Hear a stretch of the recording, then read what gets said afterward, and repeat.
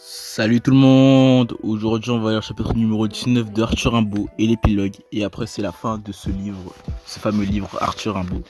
Et on va commencer maintenant, c'est parti. Chapitre 19.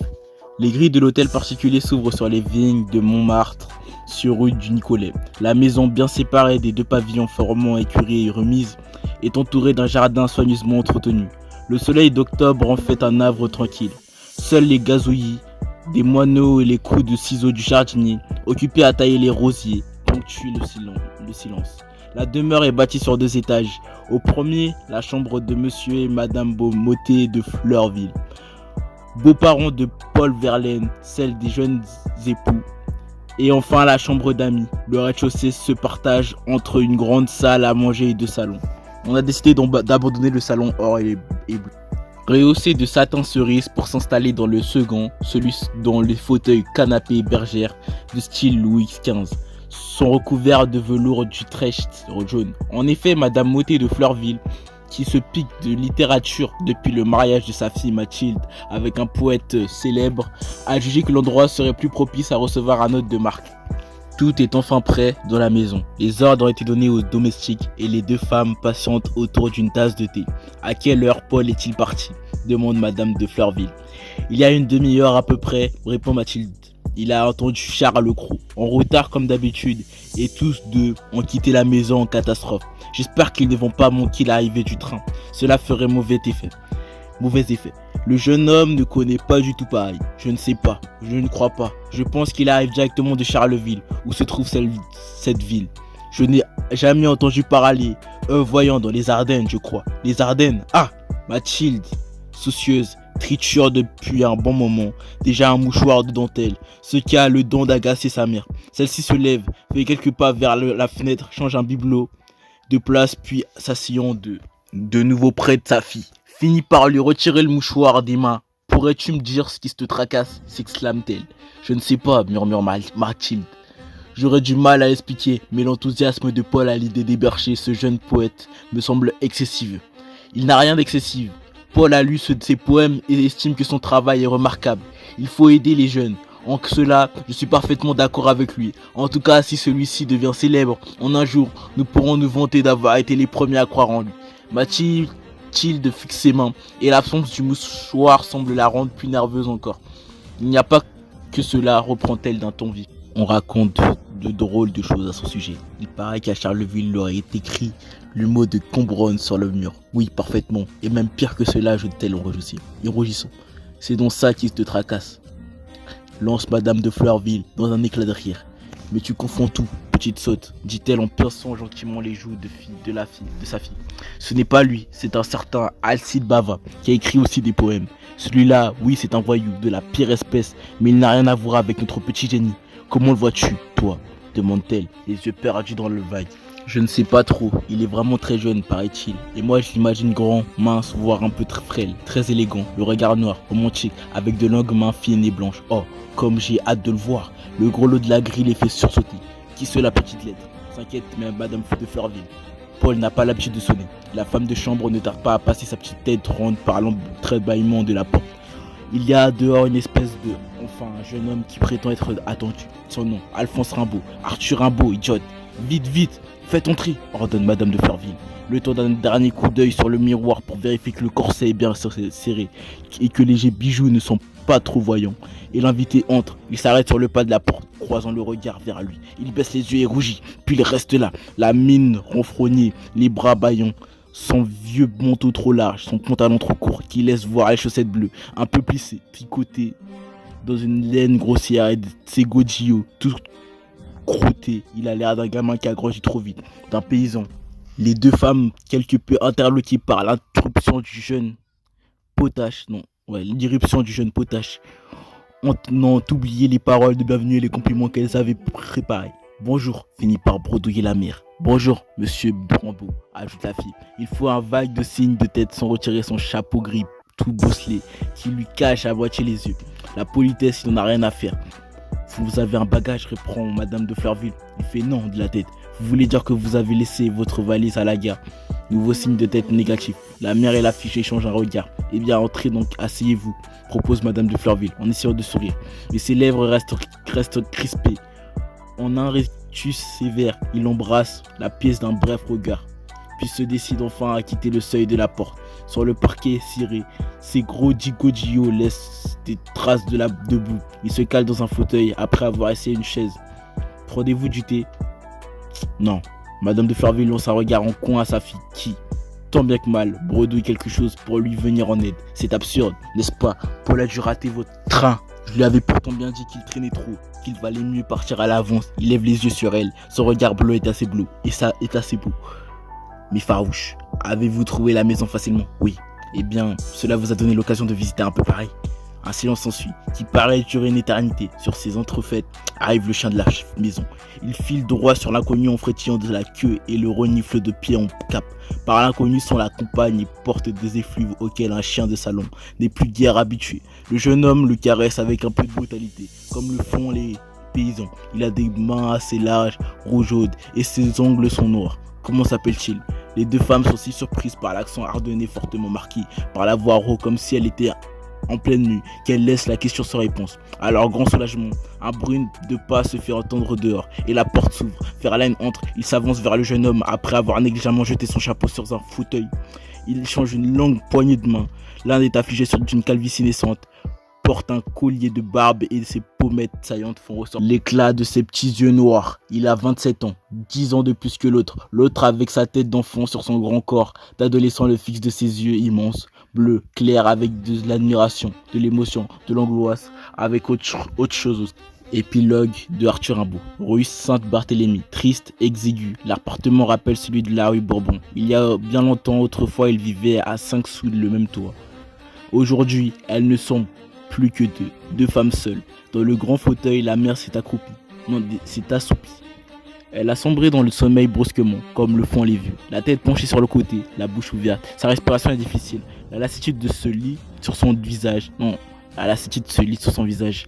La lassitude et la souffrance. Elle a dû s'endormir en pensant à ses enfants, à Frédéric, parti marié sans son consentement, à Vitalie, morte, emportée par le feu qui la dévorait de l'intérieur, à Arthur qui se trouve quelque part là-bas en Afrique, parti lui aussi, loin, toujours plus loin, parti vers le soleil, vers la lumière, depuis trop longtemps. La vieille tressaille, tourne la tête sans ouvrir les yeux. Dans son sommeil, elle a entendu les pas d'Arthur qui dévalait l'escalier, celui du quai de la Madeleine, des manuscrits pleins de les poches. Il allait à Paris chez Verlaine. C'était il y a 20 ans. Isabelle est là, auprès d'elle. La jeune femme porte un tablier bleu, la couleur de son enfance. Ses cheveux châtains, foncés, ramassés en chignant sur sa nuque, accentue la grâce de son long cou. Elle a un visage d'une extrême finesse, une silhouette fragile. Pourtant, ses mains sont larges et rougeaudes. Ce sont des mains de paysanne habituées à travailler au champ. Elle les regarde et pense à celle d'Arthur, aussi forte, aussi rouge, entaillée par endroits, alors qu'elle ne maniait que la plume quand, enfermé dans le grenier à Groche, il écrivait son livre. Elle en a gardé un exemplaire, il est là, posé sur la table, une saison en enfer. Les mains d'Arthur ont abandonné la plume, abandonné la poésie. Arthur commerçant, Arthur chef de chantier, entre Aden et le Harar, avec des mains tannées par un soleil de feu. Et lorsque leur souffrance est trop grande, ses mains reprennent la plume, mais pour écrire des lettres, rien que des lettres, comme celle-ci qui vient de glisser à terre, reçue ce matin, et dont le contenu l'enquête. Cette phrase surtout, qu'elle lit et relit. Depuis 1 heure, je suis mal, très mal. Je suis réduit à l'état de squelette par cette maladie de ma jambe gauche qui est devenue à présent énorme et ressemble à une énorme citrouille. Le fauteuil à bascule craque et le couinement du bois ressemble à un gémissement. Isabelle fixe les flammes. Fin mai, le feu est encore nécessaire. La tristesse des étés à Charleville, ses yeux lui font mal. Il faudrait remettre du bois dans la cheminée afin que celle-ci ne fume plus. Mais elle n'a pas la force de se lever. Elle frotte ses yeux douloureux et soudain, le souvenir surgit. Arthur avait 11 ans, Vitalie 7 et elle-même n'en avait que 5. Arthur promettait de leur faire partager son don de magicien. Serrez les poings comme ça, répétait-il de sa petite voix aiguë. Et vous allez voir des points de couleur. À l'époque, elle avait refusé de jouer, mais aujourd'hui, seule, elle accepte les jeux et la voilà qui porte ses poings serrés à ses paupières et qui frotte de toutes ses forces. Est-ce qu'elle n'avait pas vu alors, ce soir? Elle le voit, des couleurs très vives, et puis les contours d'une silhouette étrange, un oiseau, le visage de son frère, tout se brouille. Elle ferme les yeux et subitement d'autres images lui reviennent en mémoire. 2 ans après son départ pour Paris, Arthur a été rentré à Broche pendant que la famille travaillait au champ. Il écrivait enfermé dans le grenier. Elle était trop jeune alors. Elle ne comprenait pas ce qu'il faisait là-haut. Elle ne comprenait pas son silence entrecoupé de sanglots. Elle n'a pas compris non plus pourquoi, un an après, lorsque son livre a été republié, il avait décidé de partir. Paris, Bruxelles, Londres, Stuttgart, Rotterdam, Naples, l'Afrique, sans une carte accrochée dans leur chambre.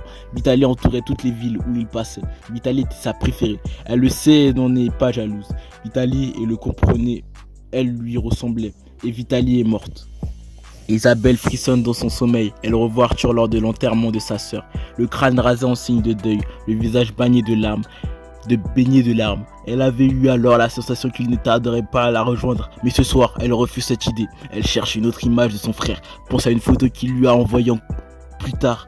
Moi, sur le toit de ma maison, Arras, 1884. Avait-il inscrit en légende le cliché, la représentait debout. S'appuyant à une barrière, au loin s'étendait un paysage de rocailles et de brousses. Il portait une veste sombre, ample. Ses cheveux étaient courts et entièrement gris. Vitaly, morte. Arthur a les cheveux gris. Isabelle s'efforce de rouvrir les yeux. Elle veut quitter ce sommeil agité de cauchemar, mais elle le voit encore. Son frère, allongé sur une civière cette fois, le teint aussi pâle qu'un mort, les mains crispées sur une jambe atrocement enflée, maudissant le soleil qui le brûle. Elle l'entend gémir et elle crie, elle aussi, pour se réveiller, pour chasser cette vision. Des coups résonnent dans sa tête. Elle se réveille enfin. C'est à la porte qu'on cogne. Elle se lève et va ouvrir.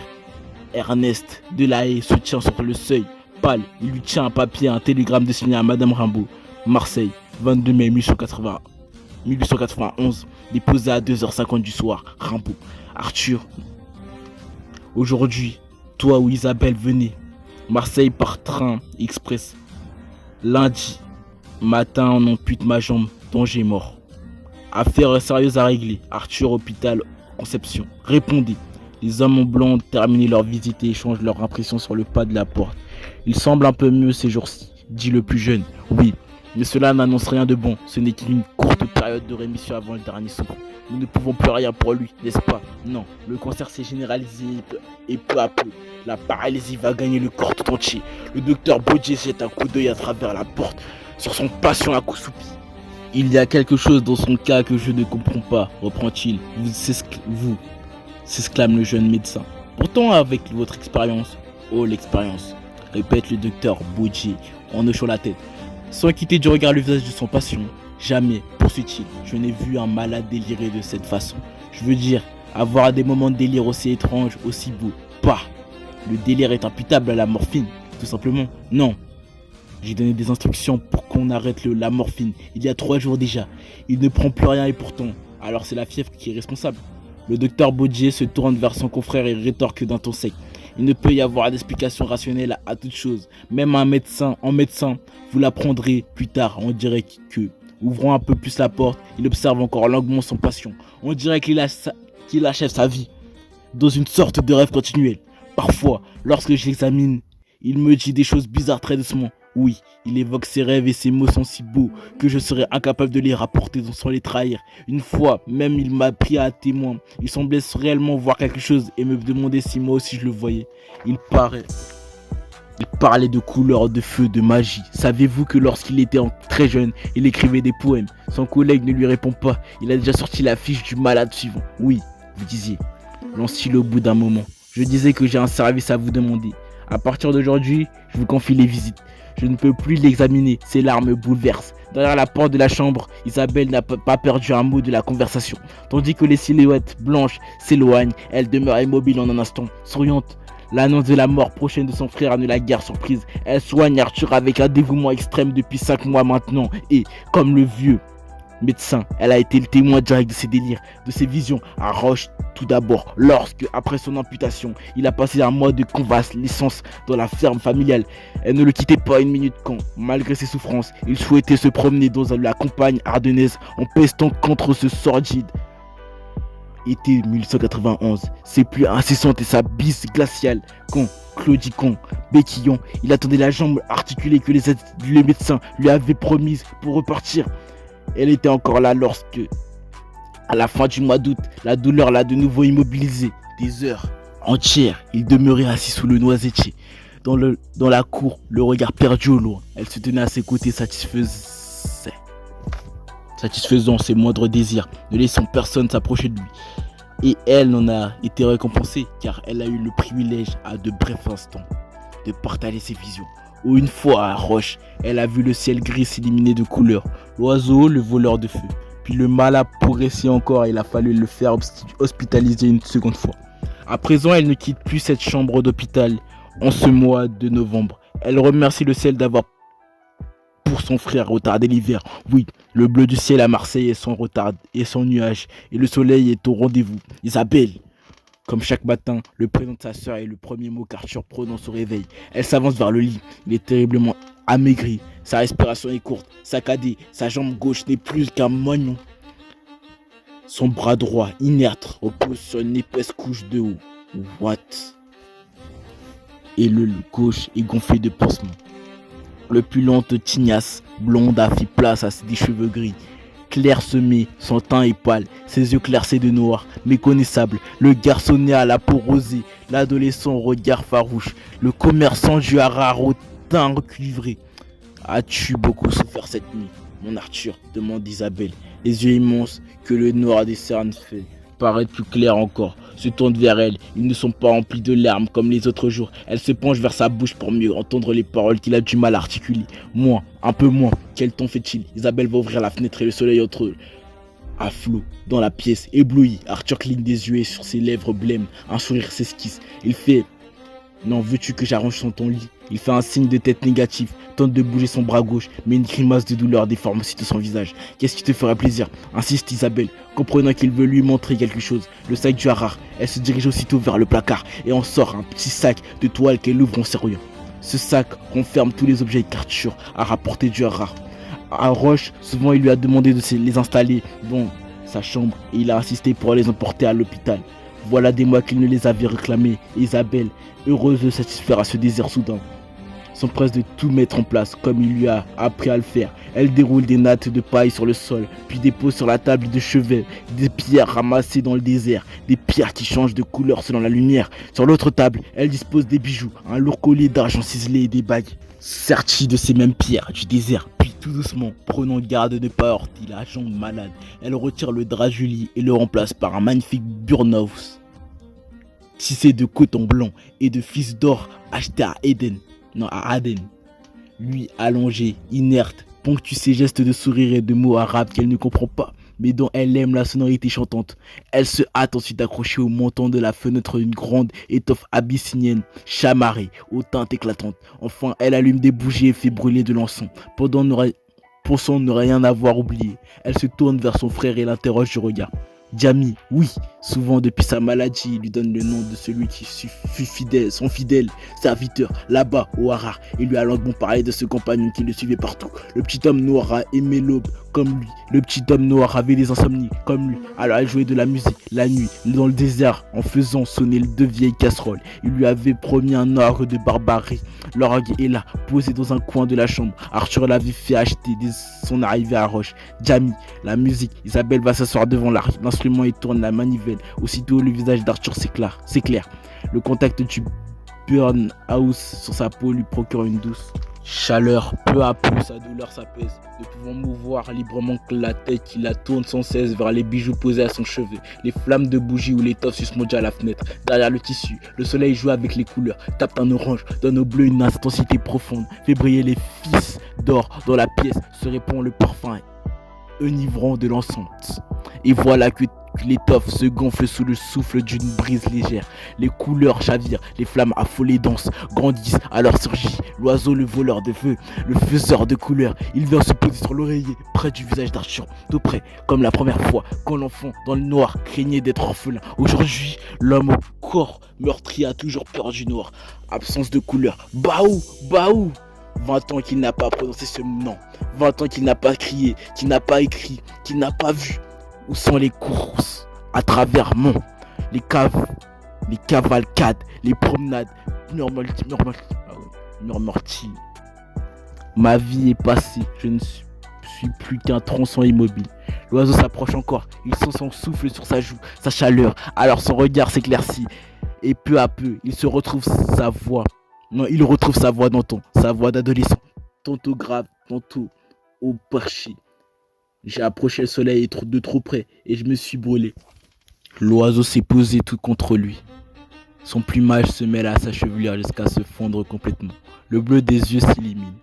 Et les images jaillissent. J'ai vu la mer, j'ai vu l'or des rios, j'ai vu les arcs-en-ciel, j'ai vu des lys, des anges de marbre, des colonnes d'améthyste.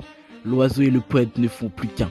Ils vont partir pour un dernier voyage, pour une ultime fugue, sans fin, sans retour. Ensemble, ils vont aller sous la terre. Ensemble, ils vont marcher dans le soleil.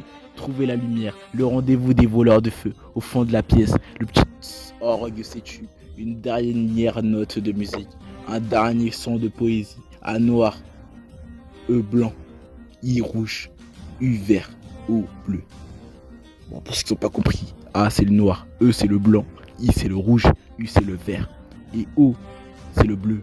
Il s'est endormi avec des couleurs plein les yeux. Fin du chapitre.